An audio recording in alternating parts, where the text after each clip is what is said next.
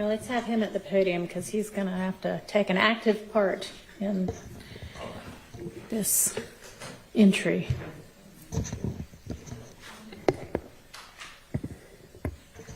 All right. Okay, sure.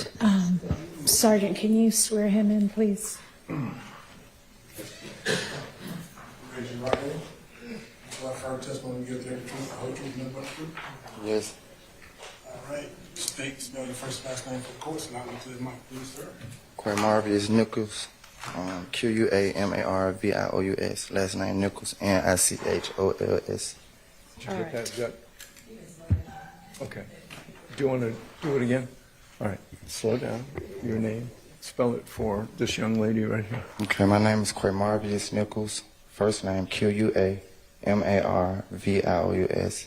My last name Nichols. Nichols.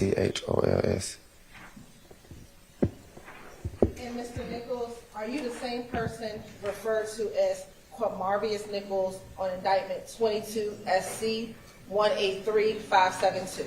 Yes. And are you at this time taking or under the influence of any alcohol, drugs, or medicine? No. Have you had the opportunity to sign this indictment with your attorney, Mr. Bruce Harvey? Yes. How old are you? 29. And how far did you go in school? I got my GED. I did not hear you. I got my GED. Are you able to read, write, and understand the English language? Yes. Do you understand that in this indictment, you were initially charged with count 1, conspiracy to violate the Racketeer, Influence, and Corrupt Organizations Act, which carries a sentence of 5 to 20 years. You were also charged with count 49 in this indictment, which is murder, which carries a sentence of life. You were charged with 2 counts of participation in criminal street gang activity, which was counts 50 and 51, which each carried a sentence of 5 to 20 years.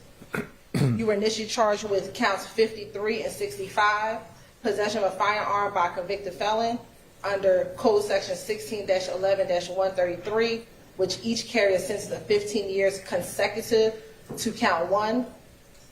And then you were also charged with count 54, which is possession of a firearm during the commission of a felony, which carried a sentence of 5 years consecutive to count 1. Do you understand that that is what you were initially charged with? Yes. Do you understand that you have the right to plead either guilty or not guilty to these charges? And if you plead not guilty or remain silent, you may receive a jury trial. Yes. Have you had an opportunity to go over and review the waiver of rights form with your attorney? Yes. And I'm going to hand this to your attorney.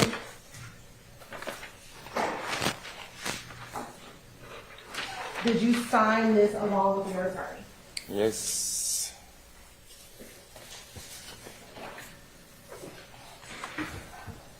Have you had enough time to speak with your attorney, Mr. Bruce Harvey, about all the facts and circumstances known to you regarding the charge in this indictment? Yes. Do you need any more time to discuss this matter with your attorney? No. Are you satisfied with his counsel and representation? Yes. And I'd include in there the counsel and representation by Ms. Westmoreland and Mr. Garland as well. You had a team of attorneys. That's correct. All right. And they are all attorneys of record and have participated in this particular proceeding and negotiations leading up to this proceeding. Thank you. Do you waive formal reading of the indictment? Yes. Yes. Do you waive any and all defects with respect to the indictment? Yes. And to your knowledge, have you been arrested on all the charges in this indictment? Yes. And Mr. Harvey, the state is unaware of any outstanding warrants related to these charges. Do you know of any outstanding warrants that are related to these charges? Not related to those charges. Have you been advised of the minimum and maximum sentence for each charge that you are pleading to? Yes. Do you understand this is a negotiated plea of guilty, which means that the state will recommend to the court as to count 1, conspiracy to violate the Racketeer, Influence, and Corrupt Organizations Act, a sentence of 20 years to serve 7 years in custody, balance on probation? Yes. Do you understand that as a part of the negotiated agreement, the state will null, process, or dismiss count 49, which is the murder count, count 50, 51, which are the gang activity counts. Count 53, possession of a firearm by a convicted felon. Count 54, possession of a firearm during the commission of a felony. And count 65, possession of a firearm by a convicted felon. Do you understand that is the negotiated agreement? Yes.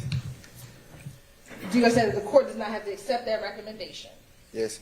And the court can sentence you to the maximum on each charge and can run those charges consecutively or one after the other?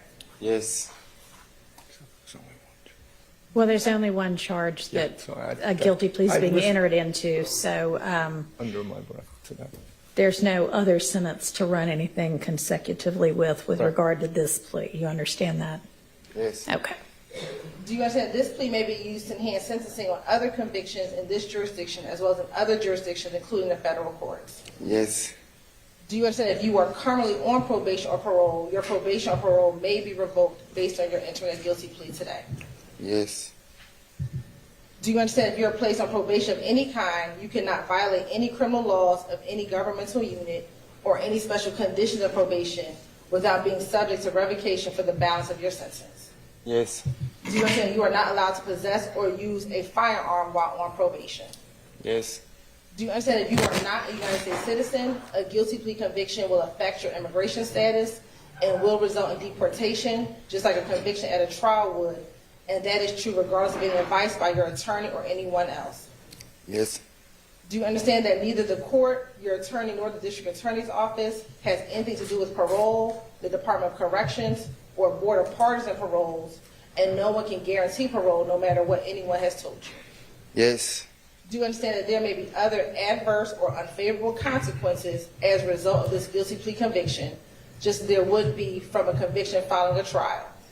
For example, your guilty plea may affect your right to vote, your right to hold public office, your right to serve on a jury, your right to obtain a passport, your right to receive, possess, or transport a firearm, or the ability to obtain employment.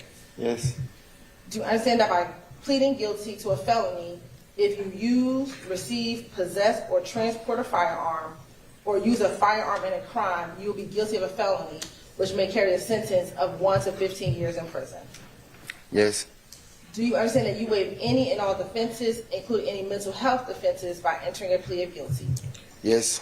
Do you understand if you went to trial, you have the right to a trial by jury, the right to see, hear, and confront witnesses called to testify against you, and the right to testify or to remain silent and not incriminate yourself?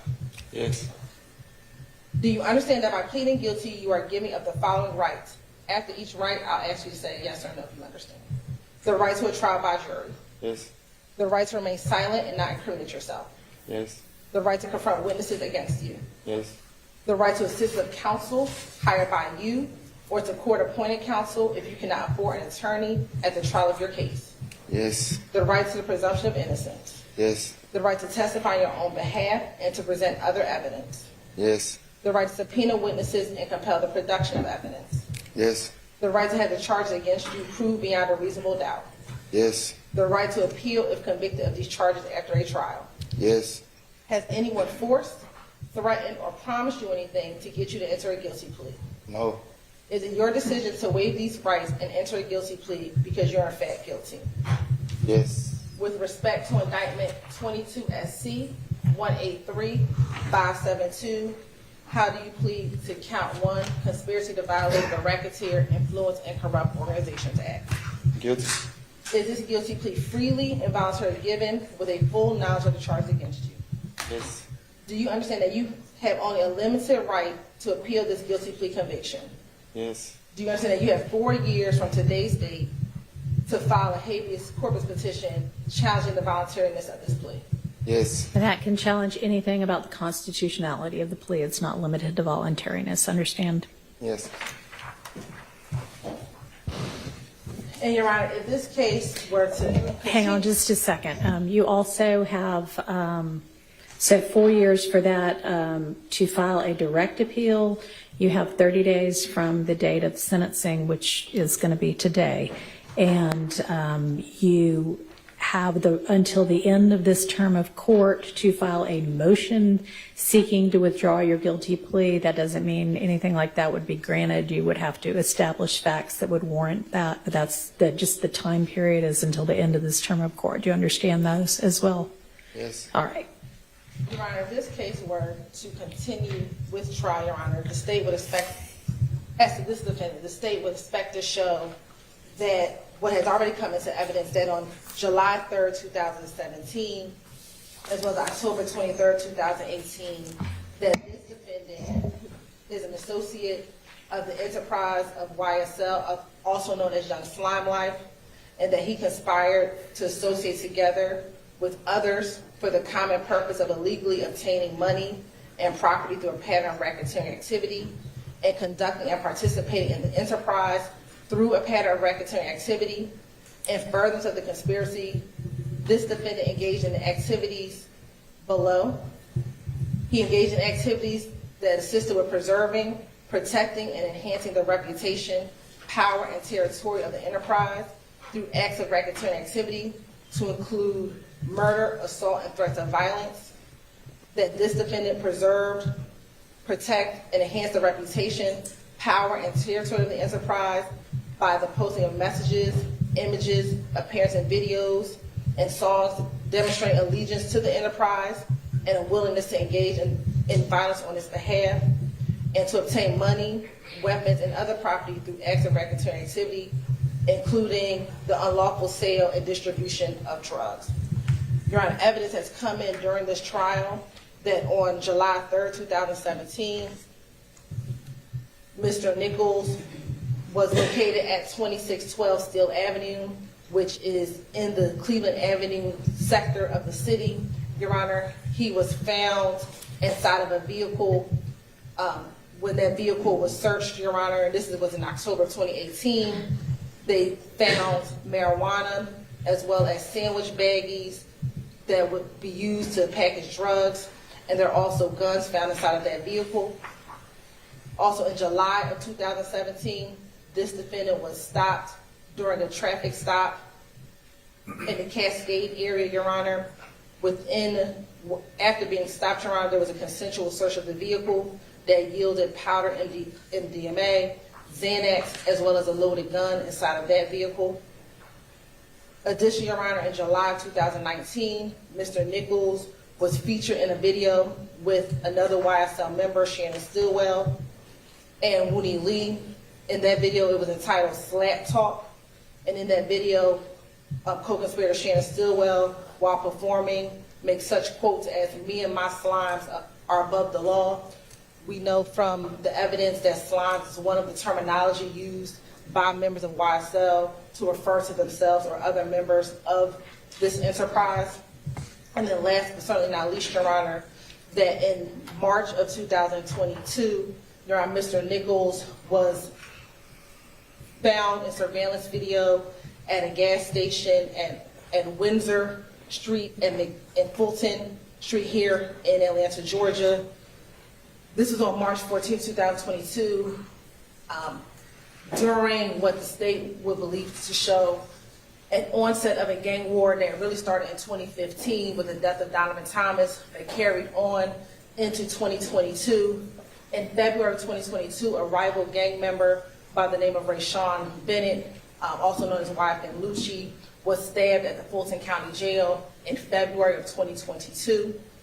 Information about that stabbing was made public at the early part of March 2022, around March 3rd of 2022. Once that information was released to the public, there was an onset of retaliatory activity that occurred between March 3rd, 2022 and March 16th of 2022.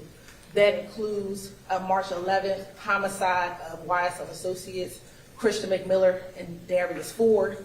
It also did include a retaliatory shooting of a YFN associate, and then ultimately it led to a murder of Shamel Drinks, who we believe is a YFN associate. This murder occurred again on March 14, 2022. Mr. Nichols is seen on surveillance video at that BP gas station, as I just referenced earlier. He was at the gas station with YSL co-conspirator Shannon Stillwell. Mr. Stillwell was driving an Audi vehicle. Mr. Nichols came to that gas station in a Ford Fusion vehicle. You see both of them on camera together. While they are at that gas station, Chamel Drinks approaches that gas station as well. I think unbeknownst to Mr. Drinks, Mr. Stillwell was still in his vehicle, which is the Audi.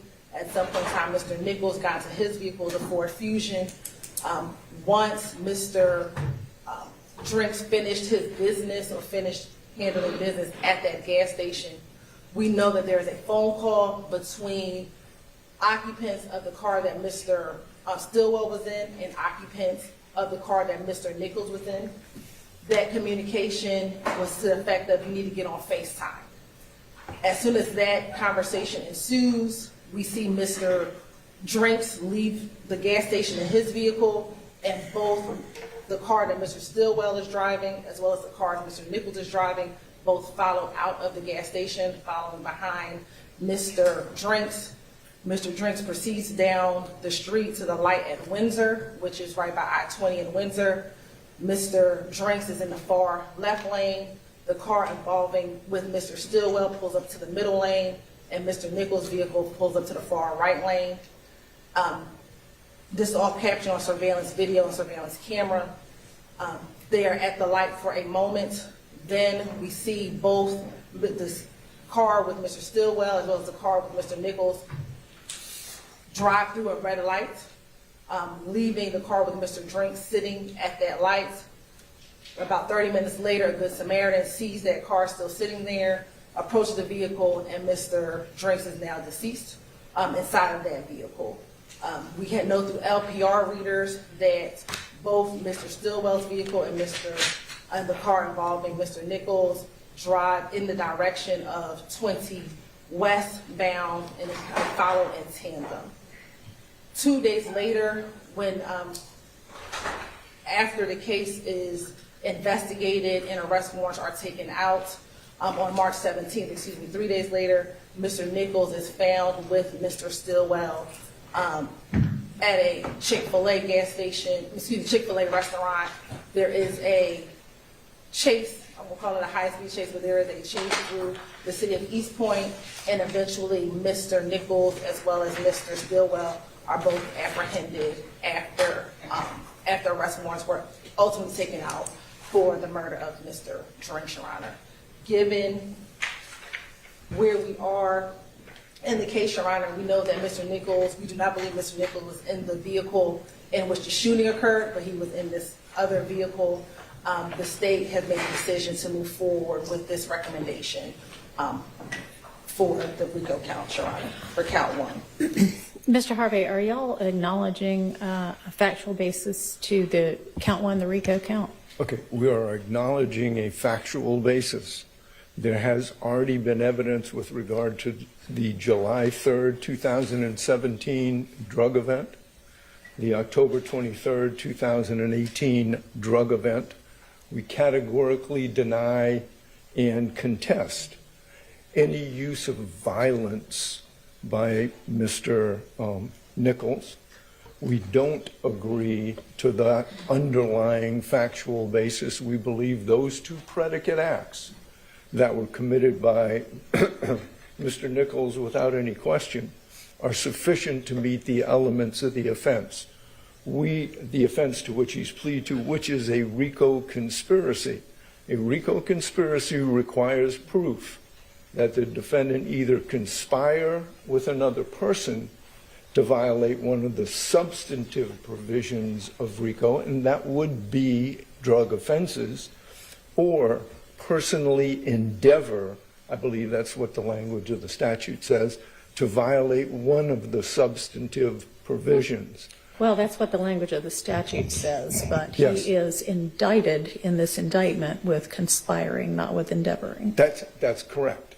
So we're talking about a conspiracy. We acknowledge the two events that he participated in. We categorically deny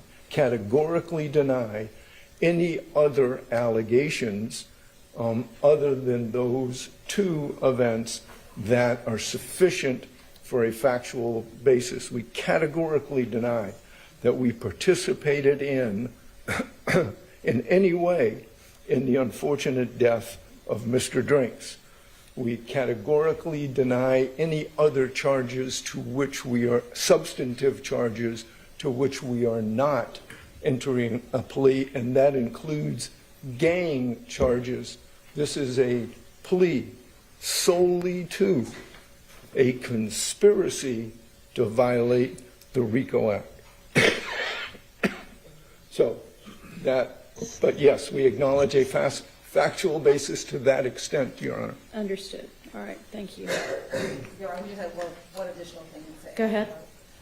The factual basis regarding the nature of YSL is that the evidence has shown and will continue to show that Mr. Nichols conspired with others to participate in Young Slime Life through a pattern of racketeering activity, and multiple defendants and unindicted co-conspirators have committed overt acts to further this conspiracy, including drug sales, aggravated assault, and murder, also including social media posts asserting the violent nature of and asserted dominance of Young Slime Life, also known as YSL. And that concludes our factual basis. And again, once again, we again categorically deny those representations. And again, the only thing that is necessary to meet the factual evidence of a 1614-4C is proof that the defendant conspire with another person to violate one of the substantive provisions of RICO, and that is subsumed by the drug offenses that have already been proven in this case, and to which Mr. Nichols has previously pled. All right, thank you. Understood. Then you have to approach with the waiver of rights form again. Yes.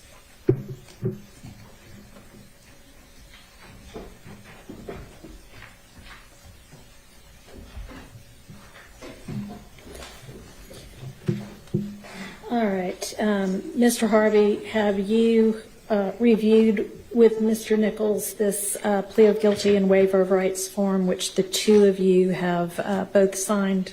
I have, Judge, in each individual provision in that plea colloquy has been acknowledged and gone over personally with Mr. Nichols. All right. And Mr. Nichols, have you had sufficient time to consider this guilty plea that has been negotiated between the state and your attorneys, and to discuss anything you wanted to about that with your attorneys? Yes. All right. And you understand, I hope, I'm going to ask you, that it is your decision ultimately, obviously with the advice of your attorneys, but it's ultimately up to you individually to decide whether you want to enter this guilty plea or not. Do you understand that? Yes. All right. And you do want to enter this guilty plea? Yes. All right. And Mr. Harvey, have you advised Mr. Nichols of the alternatives if he does not ultimately go through with this guilty plea, and the potential benefits and drawbacks of all of the other options? Yes, All right. very thoroughly, Judge. All right. All right, Mr. Harvey, is there anything that the defense wants to add to the record? Judge, other than the statement with regard to the underlying factual basis, I would point out for the court that when Mr. Nichols filled out his form, it says 29 plus. He is a birthday boy in a couple of days, and he will be 30. And at 30 years of age, he has a wife. He has got a 13-year-old daughter. He's got a 10-year-old daughter and an 8-year-old son. His wife and sister, I believe, are here in the courtroom to support him. He, Mr. Nichols, was born and raised in Atlanta, and you know, we're at this point before I have even given my opening statement in this case. Yes, sir. I do want the court to know that Mr. Nichols' mother died in prison. His father was shot by the Atlanta police when he was 4 years old. And he was raised by friends and family in the Atlanta area. So he has come to this point in his life from a very humble beginning, and he has sought the support of friends in this courtroom and others in this courtroom.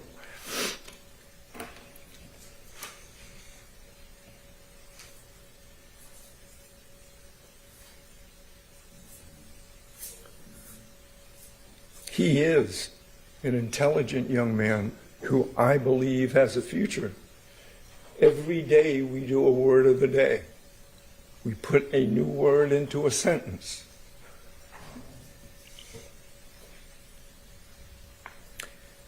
And I think this is in his best interest. I know that there is, and I know this plea is negotiated, but it's a long downside from 7 to 20. So the courts will have jurisdiction over him for a period of time. So I ask the court, given who this young man is, and given our categorical denial of some of the factual basis, to accept the plea and sentence Mr. Nichols accordingly. Mr. Nichols, is there anything that you want to say? No, ma'am. All right. All right, I find there to be a factual basis for the guilty plea to the RICO count 1 of the indictment, that being a conspiracy to acquire control or interest in money and personal property through a pattern of racketeering activity. And that is the only count that guilty plea is being entered for. The remaining counts of this indictment as against Mr. Nichols are being null pros by the state as a part of this indictment. I find, having heard the evidence up to the point of trial right now, that there is evidence of at least one overt act in furtherance of the conspiracy, and that there is evidence that would fall within the required statute of limitations to establish this RICO conspiracy count. One of the things that we as judges are instructed by our Uniform Superior Court rules to do when we are considering whether to accept a guilty plea and whether to accept a negotiated sentence, and this is a negotiated sentence in this case, is to take into account whether giving leniency in sentencing is going to aid in ensuring promptness and certainty, or at least more promptness and more certainty with regard to corrective measures, whether the defendant, and in this case the defendant has acknowledged guilt and is accepting responsibility for his guilt of the RICO count,